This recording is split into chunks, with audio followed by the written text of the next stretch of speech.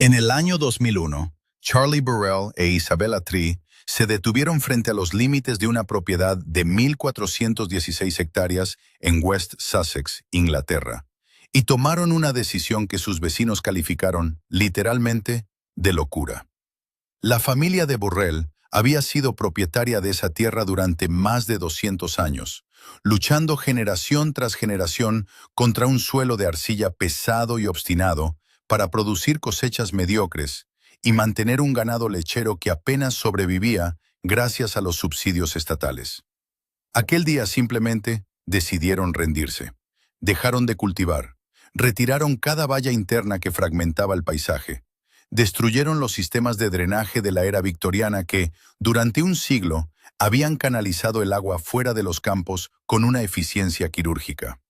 Liberaron manadas de ganado Longhorn, caballos Exmoor, cerdos Tamworth y 3 especies de ciervos para que vagaran a su antojo. Y luego, hicieron lo que ningún agricultor británico podía creer. Dieron un paso atrás y dejaron que la naturaleza tomara el mando. Para el año 2025, los censos ecológicos realizados en la propiedad, ahora conocida mundialmente como NEP Wildland, documentaron una recuperación que ni siquiera los propios fundadores del proyecto habían imaginado posible.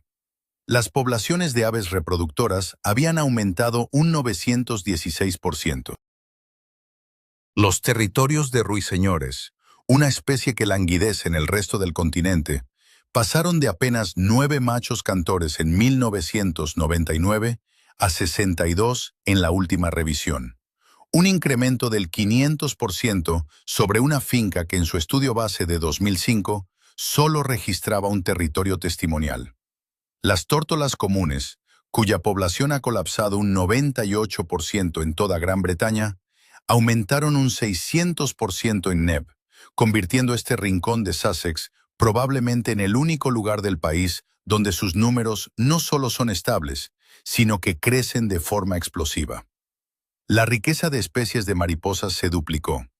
La abundancia de libélulas y caballitos del diablo se disparó un 871%. Hoy, la finca alberga una de las mayores poblaciones de la majestuosa mariposa gran emperador de todo el Reino Unido, con 283 ejemplares contabilizados en un solo día durante el verano de 2025.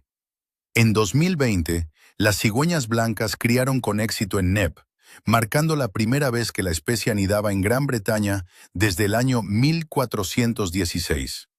Para 2024, 53 polluelos ya habían abandonado los nidos de la colonia. Los castores fueron reintroducidos en 2022. Las 5 especies de búhos británicos crían ahora en la finca, junto con 13 de las 18 especies de murciélagos del país, incluyendo 2 de las más raras y amenazadas. Lo que hace 25 años era una explotación comercial fallida, que Isabella Tree describió como un desierto biológico, es hoy uno de los puntos críticos de biodiversidad más importantes de Europa. Y el método que lo produjo costó menos que la agricultura a la que reemplazó. Esta es esa historia. Es el relato completo desde el colapso financiero que obligó a una explotación familiar bicentenaria a abandonar la agricultura convencional, hasta la aplicación de una teoría ecológica radical que sugería una alternativa a lo que 25 años de datos de monitoreo están revelando ahora.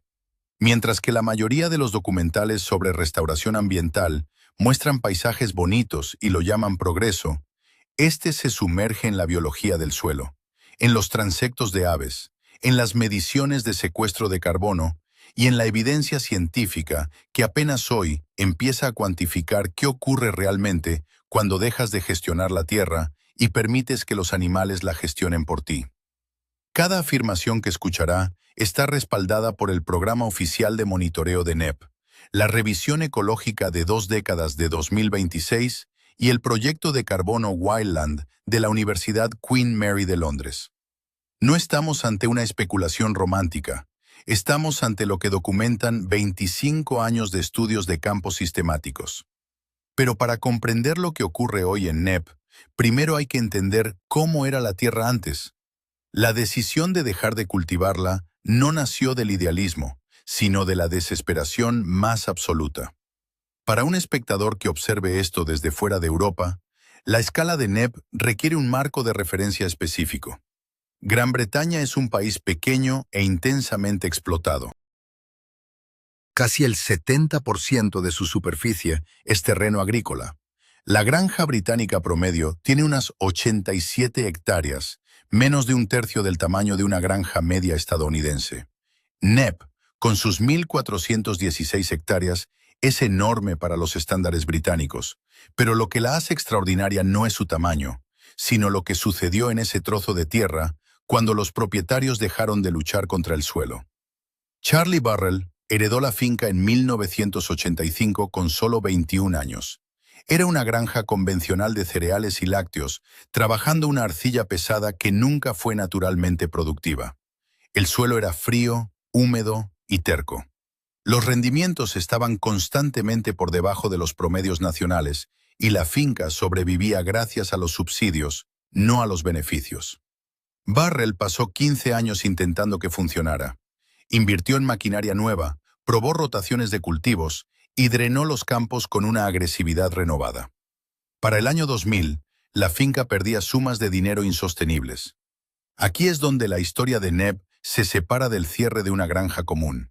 Burrell y Tree no vendieron la tierra, no la convirtieron en un desarrollo inmobiliario ni en una plantación forestal comercial de crecimiento rápido. En su lugar, observaron lo que la tierra estaba haciendo, fracasar en la agricultura, y se hicieron una pregunta que casi nadie en el sector agrario británico se hacía en 2001. ¿En qué se convertiría este lugar si dejáramos de decirle lo que tiene que ser? Lo que el suelo decidió ser cuando se retiraron las vallas y se liberaron los animales, superó cualquier modelo predictivo. La velocidad y la magnitud de la transformación ecológica no tienen precedentes en la conservación moderna sobre antiguas tierras de cultivo. Pero antes de ver los resultados, debemos entender la teoría que hizo esto posible, porque sin ella, el proyecto no habría tenido base científica ni oportunidad de ser aprobado por las autoridades.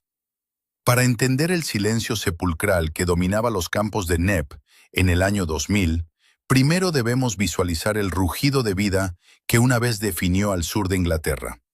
Hubo un tiempo, antes de que el arado industrial dictara la ley del suelo, en que el Low Weald de Sussex no era una cuadrícula monótona de campos verdes, sino un mosaico indómito de robles ancestrales, matorrales densos de espinos y llanuras aluviales que respiraban con el ritmo de las estaciones.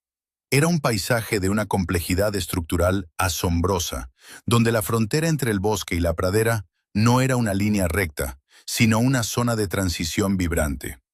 En este mundo perdido, el suelo de arcilla no era un enemigo, sino un depósito masivo de agua y vida, capaz de sostener una red trófica que alimentaba desde el escarabajo más pequeño hasta los grandes depredadores. Las crónicas históricas y los nombres de las aldeas circundantes nos ofrecen destellos de esta realidad legendaria. Lugares bautizados por la presencia de animales que hoy parecen mitológicos en el contexto británico. Sin embargo, la degradación no llegó como una catástrofe repentina, sino como una sucesión de decisiones lógicas que, una a una, fueron desmantelando el ecosistema. Tras la Segunda Guerra Mundial, Gran Bretaña se obsesionó, con razón, con la seguridad alimentaria. La consigna era clara: cada hectárea debía producir. Lo que siguió fue una campaña de domesticación agresiva. Se incentivó la eliminación de los setos, esas fronteras de arbustos que servían de corredores biológicos, para dar paso a maquinaria cada vez más pesada. En NEP, esto significó la destrucción de kilómetros de hábitat lineal que habían persistido durante siglos. Se instalaron tuberías de drenaje cerámico bajo casi cada metro cuadrado de la finca para forzar a la arcilla a comportarse como un suelo agrícola productivo. La lógica era puramente mecánica. Si el agua sobra, se expulsa. Si el suelo es pobre, se inyectan productos químicos. Si un insecto molesta, se rocía. Este sistema, aunque eficaz para aumentar la producción a corto plazo, ignoraba la termodinámica básica de la Tierra. Al eliminar la complejidad del paisaje, se eliminaron los mecanismos de autorregulación. Los insectos polinizadores y los depredadores naturales de plagas desaparecieron al perder sus refugios, lo que obligó a un uso cada vez más intensivo de pesticidas, creando un ciclo de dependencia química. Bajo la superficie, la tragedia era aún mayor. El uso constante de maquinaria pesada compactó la arcilla hasta convertirla en algo parecido al hormigón. La biomasa microbiana del suelo se desplomó. La tierra ya no era un organismo vivo, sino un sustrato inerte que solo producía si se le suministraba energía fósil y nitrógeno sintético de forma constante. Las consecuencias ocultas empezaron a manifestarse de formas que nadie conectó inicialmente con la agricultura intensiva. Los ríos locales empezaron a sufrir inundaciones repentinas porque la tierra, privada de su capacidad de esponja por los drenajes y la compactación, ya no podía retener ni una gota de lluvia. La cultura local, vinculada durante siglos a la observación de la naturaleza, sufrió una amnesia colectiva. Los niños de Sussex crecieron en un paisaje que parecía verde, pero que estaba biológicamente vacío. Los antiguos oficios relacionados con la gestión de los bosques y el campo desaparecieron, sustituidos por la eficiencia solitaria del tractorista. Económicamente, el modelo empezó a devorarse a sí mismo. A medida que el suelo se agotaba, los costes de los insumos subían. Para mantener los mismos rendimientos, Charlie Burrell tenía que invertir cada vez más en fertilizantes, gasóleo y reparaciones de maquinaria que se hundía en el barro invernal de Sussex. Hacia finales de la década de 1990, Neb llegó a su punto de máxima crisis. La finca estaba atrapada en una paradoja financiera. Producía comida que el mercado pagaba a precios globales, pero los costes de producción en esa arcilla marginal eran locales y prohibitivos. A pesar de los esfuerzos sobrehumanos de Burrell, que invirtió en las mejores semillas y la tecnología más moderna, las cuentas no cuadraban. La deuda acumulada ascendía a 1,5 millones de libras esterlinas. La agricultura convencional en ese tipo de suelo era sencillamente una batalla perdida contra la geología. Las soluciones habituales, más subsidios, más rotación de cultivos, más drenaje, habían fallado sistemáticamente. Nadie en el sector creía que hubiera una salida que no fuera vender la propiedad o ver cómo se desintegraba lentamente. La tierra estaba agotada, los propietarios estaban agotados y el sistema agrícola tradicional no ofrecía respuestas para un suelo que se negaba a ser una fábrica. Fue en este momento de quiebra económica y ecológica cuando la idea de dejar de hacer pasó de ser una rendición a convertirse en el experimento más radical de la historia rural británica.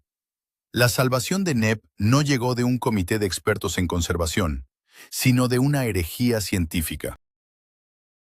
Mientras Charlie Burrell luchaba contra las deudas, cayó en sus manos un libro que cambiaría la ecología europea, Grazing Ecology and Forest History, del ecologista holandés Frans Vera. La tesis de Vera era un puñetazo en la cara de la sabiduría convencional. Hasta entonces, se creía que antes de la agricultura, Europa era un bosque cerrado y oscuro, una alfombra ininterrumpida de copas de árboles desde el Atlántico hasta los Urales. Vera argumentó que esto era un mito.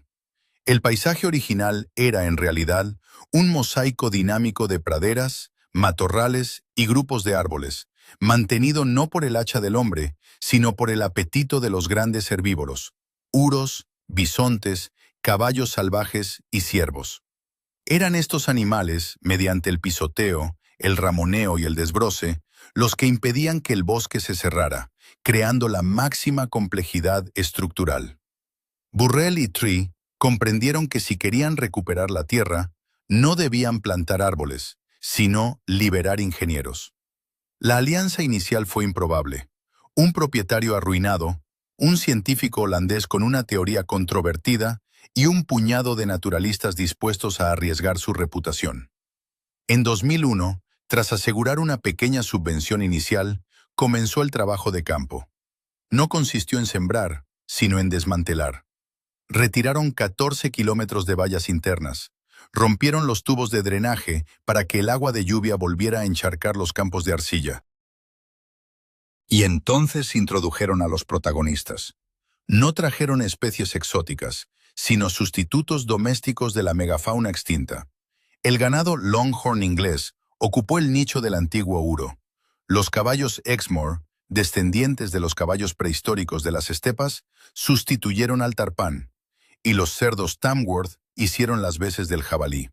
Estos animales no fueron introducidos para ser criados, sino para ser salvajes. Sin refugios, sin alimentación suplementaria y sin medicamentos preventivos, especialmente sin ivermectina, un antiparasitario común que esteriliza el estiércol y mata a los insectos coprófagos. La primera gran sorpresa ocurrió apenas 5 años después.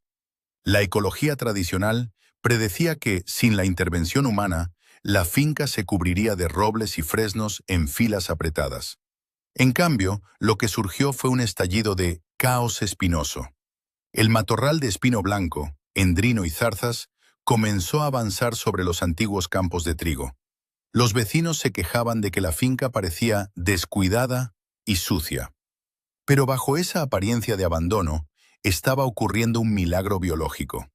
Isabella Tree recuerda observar cómo el matorral, lejos de ser una maleza, se convertía en el guardián del futuro bosque.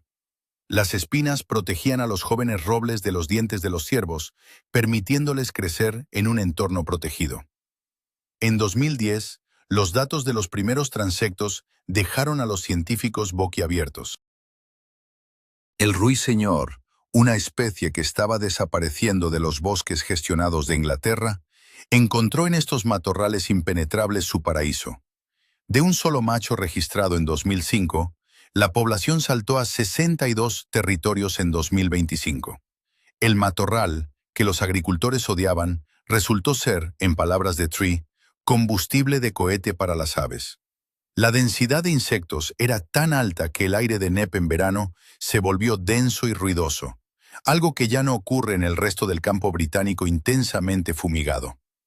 La sorpresa más cinematográfica llegó con la entomología.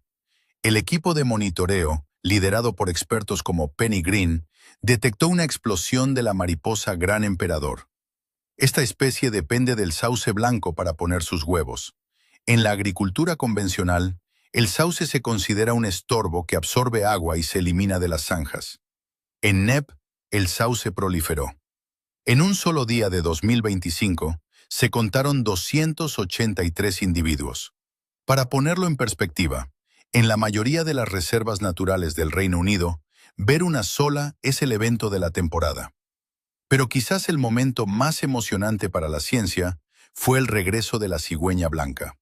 En 2016, se inició un proyecto de reintroducción utilizando cigüeñas de rescate de Polonia. Los escépticos dijeron que nunca se quedarían, que el hábitat era demasiado pobre o que se perderían en la migración. Sin embargo, en 2020, una pareja construyó un nido en lo alto de un roble antiguo. Cuando los primeros polluelos asomaron sus picos, fue la primera vez que esto ocurría en suelo británico desde la Edad Media. Los datos del 2024 muestran que 53 polluelos volaron de la colonia.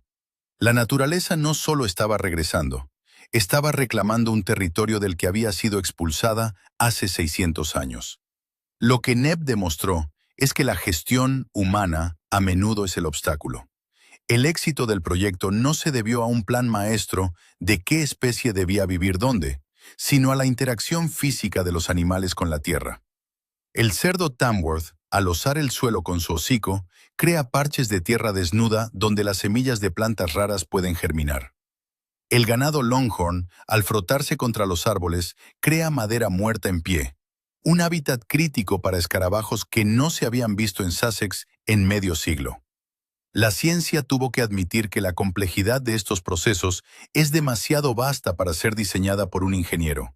Solo los animales, viviendo sus vidas salvajes, pueden generar la arquitectura necesaria para la biodiversidad total. El veredicto de los datos, tras un cuarto de siglo de observación, es tan riguroso como asombroso. El informe de revisión ecológica de 2026 confirma que Knepp no solo ha cumplido sus objetivos, sino que ha desbordado cualquier modelo predictivo previo. El aumento del 916% en la población de aves reproductoras no es solo una cifra estadística, es un cambio en la textura sonora del paisaje. Donde antes dominaba el zumbido mecánico de los tractores, hoy existe una polifonía de especies que en el resto del país se consideran en peligro crítico. Las 62 parejas de ruiseñores y el incremento del 600% en las tórtolas comunes han convertido a este rincón de Sussex en un arca de Noé científica. En un país donde la biodiversidad ha caído un 50% desde la década de 1970, NEP es la única anomalía estadística donde la curva apunta verticalmente hacia arriba. Pero quizás el dato más relevante para el futuro del planeta no vuela, sino que permanece bajo nuestros pies. El proyecto de carbono Wildland, liderado por la Universidad Queen Mary de Londres y la consultora Arup, ha cuantificado lo que sucede cuando se deja de arar. Los suelos de NEP están capturando carbono a tasas equivalentes a los bosques nativos maduros. La biomasa microbiana del suelo, el motor invisible de la fertilidad, ha aumentado un 125% en comparación con las fincas agrícolas colindantes. Este suelo ya no es un sustrato inerte, es una esponja orgánica que ha incrementado su capacidad de retención de agua de forma drástica, reduciendo el riesgo de inundaciones en las poblaciones río abajo. Este beneficio ecosistémico, que nadie planeó inicialmente, tiene hoy un valor económico directo en términos de mitigación de desastres que supera cualquier subvención agrícola previa. NEP también ha destruido el mito de que la restauración ecológica es un lujo antieconómico.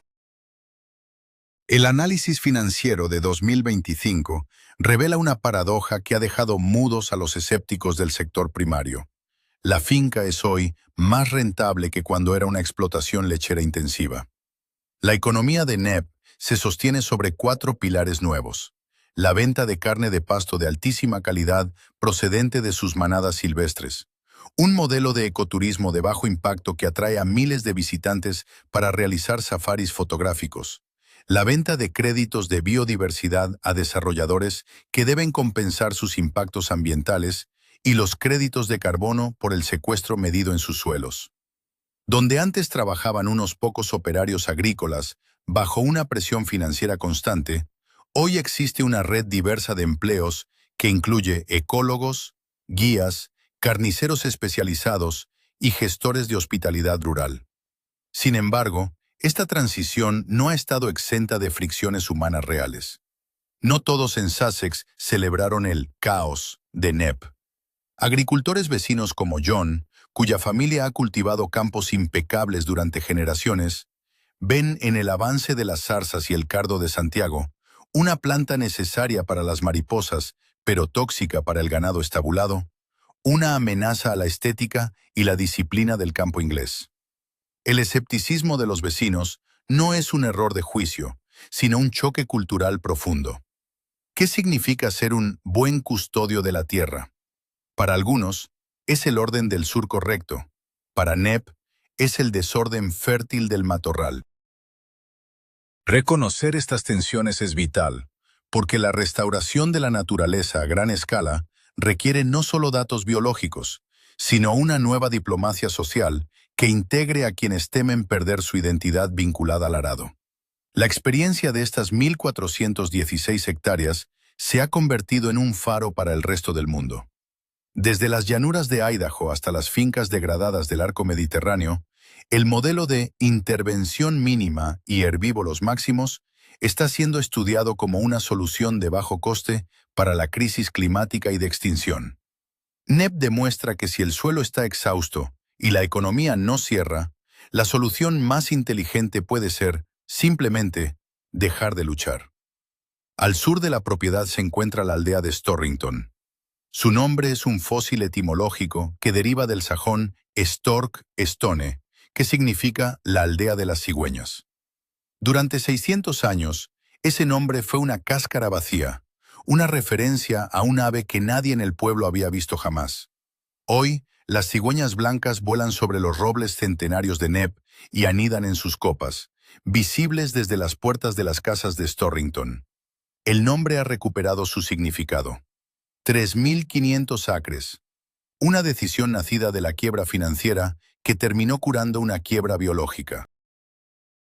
Neb nos enseña que la naturaleza no es un cuadro estático que debamos proteger tras un cristal, sino un proceso dinámico que solo necesita que le devolvamos sus piezas fundamentales y, sobre todo, que nos quitemos de en medio.